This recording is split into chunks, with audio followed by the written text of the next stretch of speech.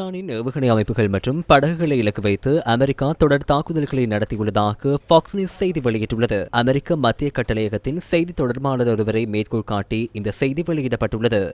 தற்காப்பு நடவடிக்கையாகவே ஈரானின் ஏவுகணை அமைப்புகள் கடல் கன்னிவெடிகளை வைக்கும் சிறிய ரக படகுகளை இலக்கு வைத்து இந்த தாக்குதல் நடத்தப்பட்டதாக குறித்த செய்தி தொடர்பாளர் தெரிவித்துள்ளார். தமது படைகளும் பதில் தாக்குதல்களை நடத்தியதாக ஈரானிய அரசு ஊடகங்கள் தெரிவித்துள்ளன. இதில் சில உயிரிழப்புகள் பதிவாகியுள்ளதாகவும் ஈரானிய ஊடகங்கள் தெரிவித்துள்ளன.